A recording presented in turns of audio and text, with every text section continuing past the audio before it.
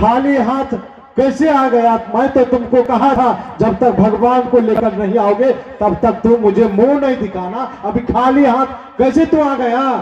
सुतीक्ष्ण मुनि ने हाथ जोड़ करके कहा, हे कृपालु सदगुरु, हे दयालु सदगुरु, आपने कहा था मुझे पत्थर का भगवान लाने के लिए, आज मैं सगुण साकार रूप में साक्षात पार ब्रह्म परमेश्वर को लेकर के आया हूं। तब तक में भगवान श्री राम पहुंच गए। जैसे भगवान श्री राम को अगस्त्य मुनि ने देखा, फूट फूट करके रोने लगा और सुतीक्ष्ण मुनि को गला से लगा लिया। एक भक्त में इतना दम है, इतनी शक्ति है, अपने गुरु को भी भगवान का दर्शन करा सकते हैं। एक रात भगवान वहां विश्राम के का अगस्त्य मुनि के सानिध्य में, जब सुबह प्रस्थान करने लगे, अब हाथ जोड़ करके खड़े हैं किनके पास? अब भगवान खड़े हैं किनके पास? एक संत के पास। संत की कितनी महिमा है दुनिया के लोग क्या जानेंगे? भगवान है और भगवान हाथ जोड़ करके खड़े हैं और अगस्त्य मुनि से भगवान कहते हैं, मुझे लंका जाना है, रावण का वध करना है, समुद्र का लंघन करना है, आप मुझे उपाय बतलाइए। किनसे उपाय पूछ रहा है? किनसे? कितना आदर दे रहे हैं संत का। अगस्त्य मुनि ने आंख बंद किया, क्या देखा? आंख बंद किया तो देखा जो एक बार पल गिराएंगे तो सृष्टि समाप्त हो जाएगी। भगवान एक बार पल गिराते तो सृष्टि समाप्त हो जाते ना। और अगस्त्य मुनि के मन में हुआ, ये मुझसे उपाय पूछ रहा है, एक बार आंख बंद करेंगे तो सृष्टि समाप्त हो जाएगी और वो मुझसे उपाय पूछ रहा है, रावण का वध कैसे होगा, समुद्र का लंघन कैसे होगा, राक्षस का वध कैसे होगा। अगस्त्य मुनि ने अपने वाणी को पवित्र करने के लिए, मुंह को पवित्र करने के लिए भगवान श्री राम से कहा, मैं कुछ कहना चाहता हूं, आप यहां से चले जाइएगा। दंडकारण्य में पंचवटी है। क्या है वहां? पंचवटी। अब पंचवटी से बसंत ऋतु भाग गई थी, पैर पौधा पतझड़ ले लिया था। अगस्त्य मुनि के मन में हुआ, अगर भगवान का चरण पर जाएगा ना पंचवटी में, तो बसंत ऋतु जो भाग गई है वो वापस आ जाएगी, पैर पौधा जो पतझड़ ले लिया है वो हरा भरा हो जाएगा। जैसे भगवान पंचवटी में पहुंचते हैं, चरण भगवान का जैसे पड़ा, बसंत ऋतु जो भाग गई थी ना वह वापस आ गई, पैर पौधा हरा भरा हो गया। ये पंचवटी क्या है? पंचवटी क्या है बोलिए? पंचवटी हम आपका ये शरीर है। क्या है? ये शरीर कितने तत्व से बना है? 5 तत्व से। क्षिति जल पावक गगन समीरा, ये 5 तत्व से शरीर बना है। यही शरीर पंचवटी है। राम क्या है? राम ज्ञान है। लक्ष्मण क्या है? लक्ष्मण वैराग है। माता जानकी क्या है? भक्ति है। हम आपके जीवन से ज्ञान रूपी राम, वैराग रूपी लक्ष्मण और भक्ति रूपी सीता निकल गए हैं। इसलिए तो जीवन में हाहाकार मचा है, इसलिए तो जीवन में अशांति है, इसलिए तो जीवन में दुख है। जिस दिन हम आपके इस पंचवटी में ज्ञान रूपी राम, भक्ति रूपी सीता और वैराग रूपी लक्ष्मण पधार लेंगे ना, तो हम आपका जीवन भी हरा भरा हो जाएगा। हम आपके जीवन से जो शांति चली गई है वो शांति वापस आ जाएगी। उसी पंचवटी में जब भगवान श्री राम और लक्ष्मण और माता जानकी विराजते थे, तो एकांत पाकर लक्ष्मण ने भगवान श्री राम से अनेक प्रश्न किया है। एकांत पाकर,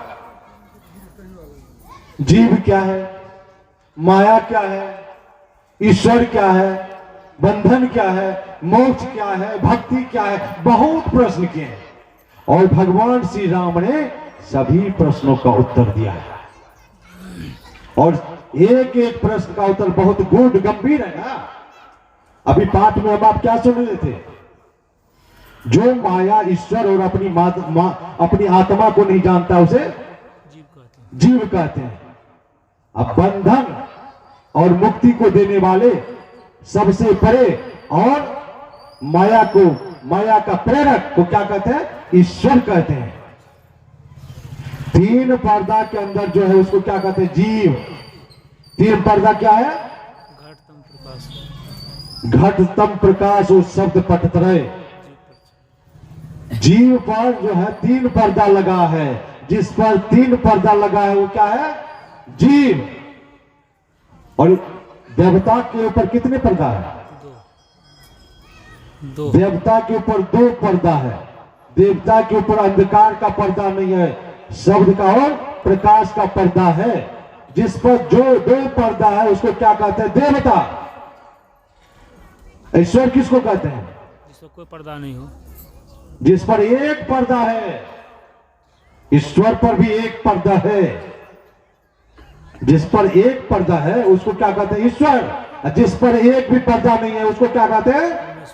परमेश्वर। परमेश्वर एक एक ब्रह्मांड में एक ईश्वर है। ब्रह्मांड अलग अलग है ना, प्रत्येक ब्रह्मांड में एक एक ईश्वर है और सब ब्रह्मांड को चलाने वाले एक परमेश्वर है और उस परमेश्वर पर एक भी पर्दा नहीं है। समझ रहे हैं ना? सुबह में किसी ने प्रश्न किया था, ईश्वर का स्वरूप क्या? आप चीनी खाए ना? चीनी खाए ना? बोलिए ना। चीनी कैसा लगता है? मीठा। मैं पूछता हूं कैसा मीठा लगता है? बताएंगे कैसा मीठा लगता है? उसी तरह ईश्वर को जो ने देखा है, उनके स्वरूप को जो ने देखा है, वो बोलने की चीज नहीं है। जिस तरह चीनी मीठा लगता है और कैसा मीठा लगता है आप बखान कर सकते हैं, उसी तरह ईश्वर के स्वरूप का कोई बखान नहीं कर सकता है। जिन्होंने देखा और जो देखा वो तो स्वयं ईश्वर हो गया, तो बखान कौन करेगा? जिन्होंने देखा ईश्वर के स्वरूप को वह तो स्वयं ईश्वर हो गया, तो बखान कौन करेगा? ईश्वर के स्वरूप का मुंह से बखान कोई नहीं कर सकता। उसका अनुभव किया जाता है। हवा को देखे हैं? हवा को देखे हैं? हवा का अनुभव करते हैं ना, उसी तरह आप ईश्वर का अनुभव करते हैं और जो अनुभव किया है वो बखान नहीं कर सकता। ईश्वर के संबंध में कोई पूछे तो उसका उत्तर है चुप, मुंह बंद कर लो। यही है ईश्वर का जवाब, ईश्वर के स्वरूप का। माया, माया किसको कहते हैं? माया किसको कहते हैं?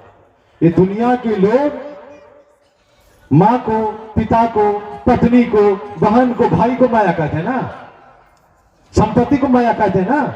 ये माया का परिवार है, असली माया नहीं है। ये नकली माया है। असली माया कहां है? असली माया हम आपके अंदर है। हम आप ब्रह्म को देखना चाहेंगे तो बाहर में देख सकते हैं। ब्रह्म को देखने के लिए कहां जाना पड़ेगा? अंदर में जाना पड़ेगा। और जब तक अंदर में नहीं जाएंगे तब तक ब्रह्म को नहीं जान सकते हैं, नहीं देख सकते हैं। उसी तरह असली माया को देखना चाहते हैं तो बाहर में वो माया नहीं दिखेगी। कहां दिखेगी? अंदर में। हम आपके अंदर जो अंधकार है, हमारे लक्ष्मण बाबू कह रहे थे ना, वो अंधकार ही असली माया है और उस माया का दर्शन अंदर में होगा, बाहर में नहीं होगा। माया में दो अक्षर है, मां जो या मां हकारात्मक है या निषेधात्मक है। जो है उसको छिपा दिए, जो नहीं है उसको प्रकट करा दिए। यही तो माया है, यही माया है। आत्म स्वरूप के विस्मृति को ही माया कहते हैं, विस्मरण को ही माया कहते हैं। एक बार नारद ने एक बार नारद ने भगवान श्री कृष्ण से कहा कि मैं आपकी माया देखना चाहता हूं। भगवान ने कहा माया देखकर क्या करोगे, छोड़ो इस बात को, चलो टहलने के लिए।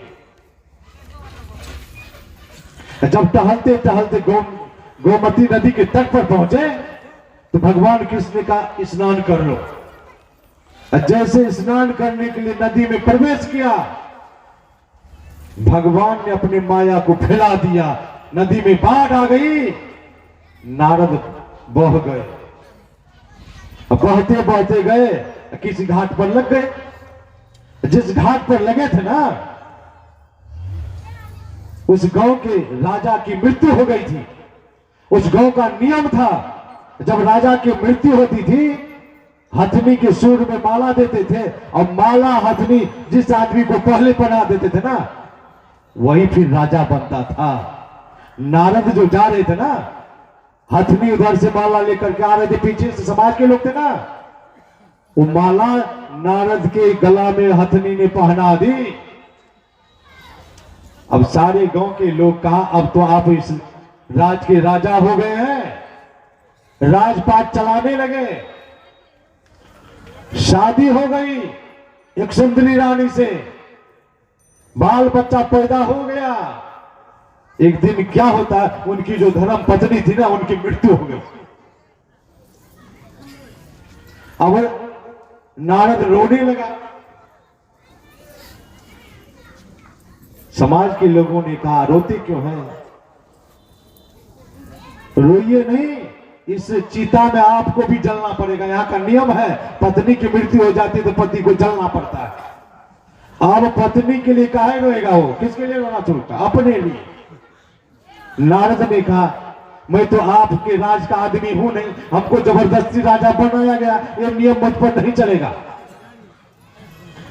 समाज के लोगों को नारद ने कहा एक काम कीजिए, मैं आप लोगों की बात मान लूंगा, लेकिन एक बार मुझे नदी में स्नान करके आने दीजिए। 4-5 सिपाही लगा दिया उसके पीछे। जब नारद गया स्नान करने के लिए, जैसे डूबे नदी में, भगवान ने अपने माया को समेट लिया। क्या देखता है, मैं स्नान कर रहा हूं नदी में, अब भगवान पीतांबर पहन रहे हैं। अब तो नारद को आश्चर्य लगा, अभी मैं क्या देख रहा हूं, क्या देख रहा था। भगवान ने कहा नारद यही मेरी माया है, यही मेरी माया है। कपड़ा में दाग कहां लगा, इसके पीछे नहीं दौड़ना है, दाग को छुड़ाना है कि पता लगाना है। बोलिए, माया नर्तकी है, माया सबको नचाती है। नर्तकी को उल्टेंगे तो क्या होगा, नर्तकी को पलट दीजिए, अक्षर को पलटिए, क्या होगा, कीर्तन होगा। कीर्तन, नर्तकी को पलटेंगे तो क्या होगा, कीर्तन होगा ना। अगर उस माया से उपरांत आना चाहते हैं तो आपको कीर्तन करना पड़ेगा, यानी भजन करना पड़ेगा ना, मायापति के शरण में जाना पड़ेगा। मदारी को देखे है ना, मदारी जब खेल दिखाने के लिए आता है, उसके पास में एक जमुना रहता है ना, सब खेल दिखाता है, लोगों को हंसा देता है, रुला देता है। वो जमुना हंसता है, वो नाचता है, न हंसता है न रोता है। क्यों नहीं हंसता है, रोता है? क्योंकि वो मदारी के सब हाल को जानता है। अगर उस माया से उपरांत पाना चाहते हैं तो मायापति के शरण में जाओ। परमात्मा क्या है, मदारी। जमुना कौन है, ये संत जो है जमुना है, जमुना को पकड़ लो। समझ रहे ना, ये सदगुरु जमुना है, इनके शरण में जाओ, जमुना को पकड़ो ना। मायापति के शरण में चले जाओगे, माया से छुट्टी मिल जाएगी ना। पाठ में हम आप आगे क्या सुना, समय कितना हो गया, 4-5 मिनट। अब मैं आगे बढ़ता हूं। पाठ में क्या सुना, धर्म ते विरति अजोगते ज्ञान अज्ञान प्रदमोक्ष वेद बखाना। ये बहुत सुंदर चौपाई है, रामचरितमानस का सबसे सुंदर चौपाई है। क्या है चौपाई में? धर्म ते विरति। अब प्रश्न है इस चौपाई में और उत्तर भी है। जिस तरह आप माला गुथते हैं ना, धागा में एक फूल दूसरे फूल से जुड़ा रहता है ना, उसी तरह इस चौपाई में प्रश्न भी है और उत्तर भी है। तो पहला प्रश्न क्या है? धर्म ते विरति। अब सबसे पहला प्रश्न क्या हुआ? धर्म किसे कहते हैं? किसे कहते हैं? मैं पूछ रहा हूं आप लोगों से, धर्म किसे कहते हैं? बोलिए। इसी में उत्तर है, जिस कर्म से करने से, जिस कर्म को करने से संसार से विरक्ति हो जाए, धर्म ते विरति। जिस कर्म को करने से संसार से विरक्ति हो जाए, उसी कर्म का नाम है धर्म। अब दूसरा प्रश्न क्या है? वैराग किसे कहते हैं? वैराग किसे कहते हैं?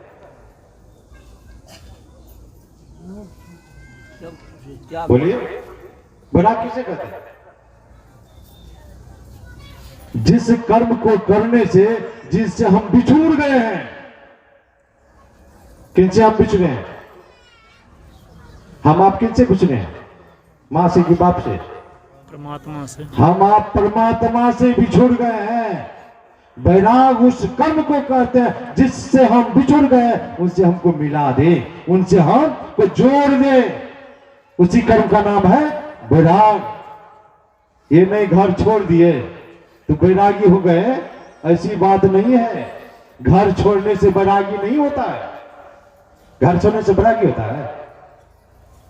वैरागी नहीं होता। जब तक आपको संसार से आसक्ति है, संसार में आसक्ति है, तब तक आपसे परमात्मा बहुत दूर है। अब परमात्मा में जब आप आसक्त हो जाएंगे तो संसार से दूर हो जाएंगे ना। परमात्मा में आसक्त हो जाएंगे तो संसार आपसे दूर हो जाएगी। और जब तक संसार में चिपके हैं, संसार से आसक्ति है, तब तक हम परमात्मा से बहुत दूर हैं। श्री मदाद शंकराचार्य जी महाराज ने कहा, अत्यंत वैराग्यवतः समाधि। अत्यंत वैराग्यवान को ही समाधि की स्थिति प्राप्त होती है। समझ रहे ना? अत्यंत वैराग्यवान को, ये नहीं कभी इधर कभी उधर। अत्यंत वैराग्यवान, उनको क्या होती है? समाधि की स्थिति प्राप्त होती है। और समाधि की स्थिति में ही दृढ़ ज्ञान होता है। समझ रहे ना? समाधि की स्थिति में दृढ़ ज्ञान होता है। ज्ञान होने से ही बंधन से मुक्ति मिलती है, और बंधन से मुक्ति मिलते ही हम जिनसे बिछड़े हैं, हम उनसे मिल जाएंगे। ये वैराग दुभाषिया का काम करता है। वैराग क्या करता है? दुभाषिया का काम। जब तक संसार से अनुराग है, तब तक परमात्मा से वैराग है। और जिस दिन परमात्मा से अनुराग हो जाएंगे, तब संसार से वैराग हो जाएगा। एक महात्मा के पास एक सदगृहस्थ गया, और सदगृहस्थ ने महात्मा को प्रणाम किया। और जैसे महात्मा को सदगृहस्थ ने प्रणाम किया, और महात्मा भी सदगृहस्थ को प्रणाम किया, चरण छू करके प्रणाम किया। और सदगृहस्थ तो चौंका। सदगृहस्थ ने कहा, आप मुझे क्यों प्रणाम किया? महात्मा ने कहा, तुम मुझे क्यों प्रणाम किया? सदगृहस्थ ने कहा, आपको तो मैं त्यागी जानकर, वैरागी जानकर के, साधु जानकर के प्रणाम किया, और आपने मुझे क्यों प्रणाम किया? तो महात्मा ने कहा, मैं तुमको भी त्यागी जानकर के प्रणाम किया। क्या कहा? सदगृहस्थ ने कहा, मैं परिवार में चिपका हूं, बाल बच्चे के साथ रहता हूं, और आप मुझे त्यागी कहते हैं। मैं तो संसार में चिपका हूं। महात्मा ने कहा मैं तो छोटा मोटा विषय का त्याग किया हूं। क्या कहा? छोटा मोटा विषय का त्याग क्या हो, और तुम सब कुछ जानते हुए परमात्मा को त्याग करके और परिवार में चिपक गया है। जो परमात्मा का त्याग करते इससे भी बड़ा कोई त्यागी होगा? समझ लो ना, तुमसे बड़ा त्यागी कौन है? तुमने परमात्मा का त्याग करके संसार में चिपक गया, परिवार में चिपक गया। तुमसे बड़ा त्यागी कौन हो सकता है? जब तक संसार से आसक्ति है तब तक परमात्मा से हम बहुत दूर हैं। आसक्ति खत्म होते ही परमात्मा से हम तुरंत मिल जाएंगे। आसक्ति खत्म करेंगे तब तो कहने से खत्म होगा, कहने से खत्म नहीं होगा। जब तक आप भजन नहीं करेंगे, भजन बनेगा नहीं, तब तक आसक्ति खत्म होने वाला नहीं है। भजन का रस मिलने लगेगा ना। हम आप जो मंत्र का जाप करते हैं ना, कंठ से जपते हैं। हम आपके शरीर में नाभि जो है ना, वहां क्या है? कुंडली है। कुंडली सर्प आकार में है, और कुंडली वो सर्प का आकार में जो कुंडली है उसका मुंह नीचे रहता है। जब तक कुंडली का मुंह नीचे रहता है तब तक मनुष्य का मन कहां रहता है? संसार में। और मंत्र का जब ठोकर लगती है ना उस कुंडली में, जब मुंह ऊपर होने लगता है तब संसार से आसक्ति खत्म हो जाता है और परमात्मा की ओर मन लगने लगता है। हम आप कंठ से जपते हैं ना, मंत्र भी जपते हैं तो हम आप कंठ से जपते हैं, इसीलिए भजन करने में मन नहीं लगता है ना। मंत्र का उच्चारण नाभि से होना चाहिए। कहां से? नाभि से। नाभि से। और मंत्र का जाप करके देखिए, और कुछ महीनों में आपको संसार से विरक्ति होना शुरू हो जाएगी। संसार से अलग, परिवार से अलग, मोह टूटने लगेगा आपका। और तब तक मोह में पड़े जब तक आपको मंत्र जाप नहीं हो रहा।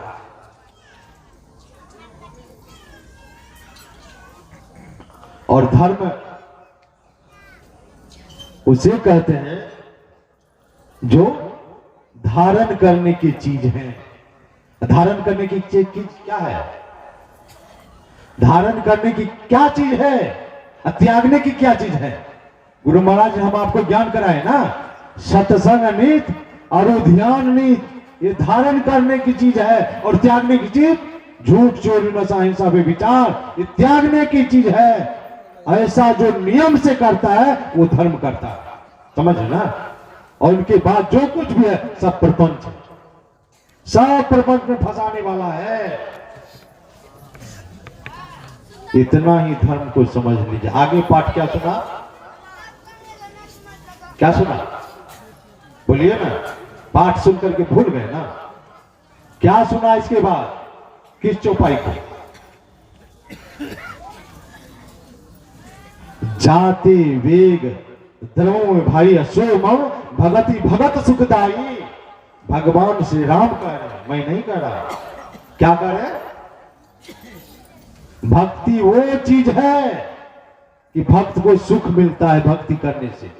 जाते वेग द्रवों में भाई, भगवान ये नहीं कहते हैं मैं ज्ञान से प्रसन्न नहीं होता हूं, ये नहीं कहते, ज्ञान से भी प्रसन्न होता हूं।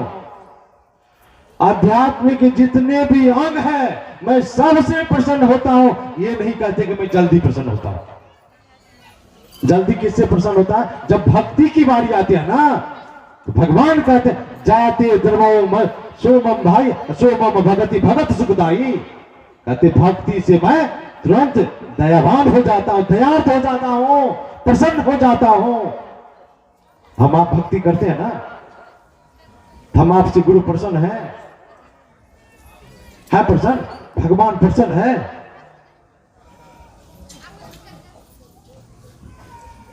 क्यों नहीं प्रसन्न? प्रसन्न क्यों नहीं है? कारण क्या है? तो भगवान श्री राम ने आगे क्या कहा? भक्ति तात अनुपम सुख मूला मिलई सन हो ही अनुकूला। अब भगवान कहते लक्ष्मण से, हे लक्ष्मण, हे भाई लक्ष्मण, भक्ति वह चीज है, भक्ति सुख का क्या है, खान है, अनुपम सुख का खान है, जिस सुख का सीमा नहीं है। और वो सुख मिलता है कैसे, मिला ही संग हो ही अनुकूला। क्या कहा, मिला ही जब हम आपको संत मिल जाए और उस संत को अनुकूल बना लीजिए। और संत अनुकूल कब होंगे, झूठ बोलने से। संत के पास जाकर के आप झूठ बोलेंगे तो संत अनुकूल होगा। संत के पास जाकर के आप कपट करेंगे तो अनुकूल होगा। भगवान कहते हैं मैं कपटी को, छली को देखना नहीं चाहता हूं, कहते हैं ना। अच्छा, भगवान छली आदमी को, कपटी आदमी को देखना नहीं चाहते हैं, तो संत सदगुरु कपटी आदमी को देखना चाहेगा, छली आदमी को देखना चलेगा। अपने अंदर से जिलेबिया मोर को हटाइए। भक्ति करके कुछ करना है ना जीवन में, तो अपने अंदर से कपट को, जिलेबिया मोर को हटाइए। हम आपके अंदर में एक दूसरे से डा है ना, एक सत्संगी दूसरे सत्संगी से जलता है, एक महात्मा दूसरे महात्मा से जलता है। और चाह रहा है भक्ति, भक्ति होगी, भक्ति नहीं होगी।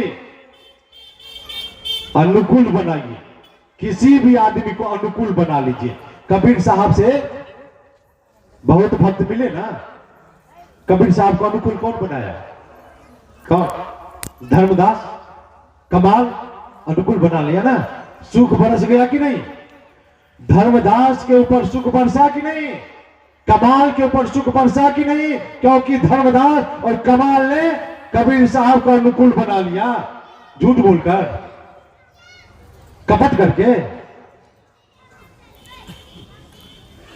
रामकृष्ण परमहंस जी महाराज से लाखों भक्त मिले होंगे, अनुकूल कौन बनाया, स्वामी विवेकानंद अनुकूल बना लिया, सुख बरस गया ना। भगति तात अनुकूल, अनुकूल सुख मोला, अनुपम सुख मोला, अनुकूल बना। बाबा साहब से लाखों भक्त मिले होंगे, अनुकूल कौन बनाया, महर्षि में ही परमहंस जी महाराज ने अनुकूल बनाया, सुख बरस गया ना, सुख बरसा ना। संत को अनुकूल बना लीजिए, सुख बरसेगा। जिस मंत्र के संबंध में गुरु महाराज ने कहा, हरदम रटो कबहू न हटो, तुझे छेड़ेंगे न काल, गुरु धन है, गुरु धन है, गुरु दाता दयाल। कौन बोल रहे हैं, संत सदगुरु महाराज बोल रहे हैं। गुरु महाराज कहते जो उस मंत्र को जपेगा, काल उनको छू नहीं सकता है। और सत्संगी आते हैं कि बाबा ये दुख, बाबा ये दुख, बाबा ये दुख। जब बाबा लोग कहते मंत्र का जाप करते हो, तो बाबा दिन भर करते रहता हूं, और दिन भर करते रहते हो तो दुख नहीं जाता है। अब किनको झूठा बना रहे हैं, गुरु महाराज को। गुरु महाराज कहते जो उस मंत्र का जाप करेगा, अहर्निश चलते फिरते उठते सोते जागते, उसके ऊपर दुख नहीं आएगा, काल छू नहीं सकता। सत्संगी कहते हैं बाबा हर हमेशा जपते रहता हूं और दुख तो भागता नहीं है। ये नहीं कहता कि मैं नहीं जपता हूं, मुझे जपने के लिए नहीं आता, ये नहीं कहता है। क्या कहता है, मैं जपते रहता हूं।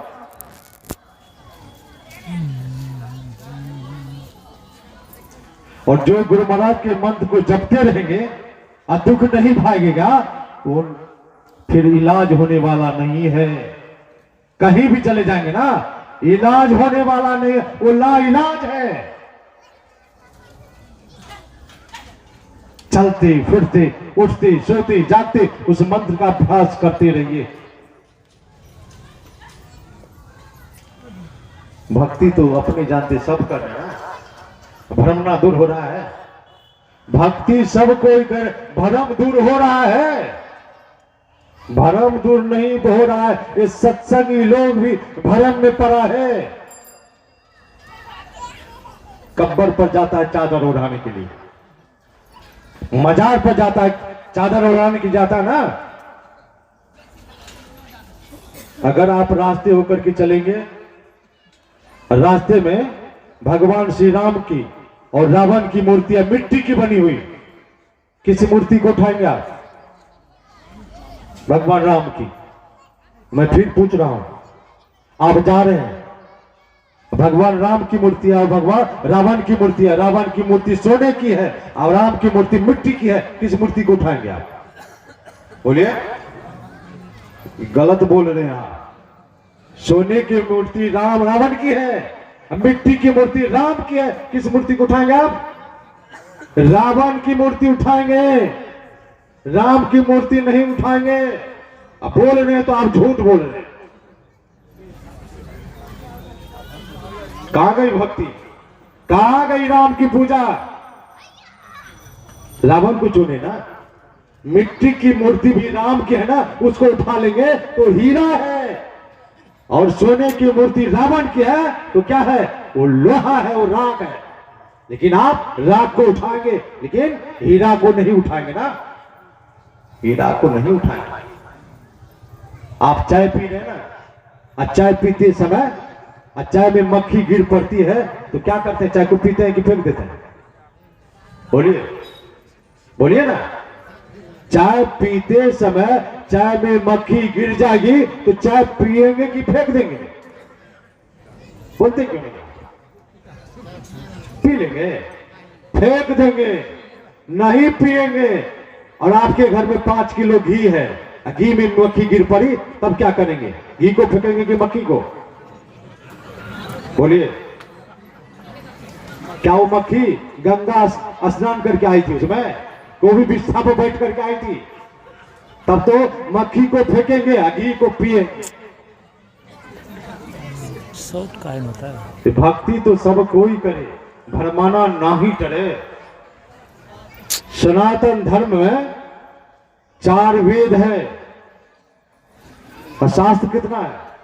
6 शास्त्र है, पुराण 18 पुराण है, नीतियां 108 नीतियां है। कहीं लिखा है कब्र पर चादर चढ़ाने के लिए? कहीं लिखा है मजार पर चादर चढ़ाने के लिए? क्या इसमें क्या कमी आपको दिख पड़ा?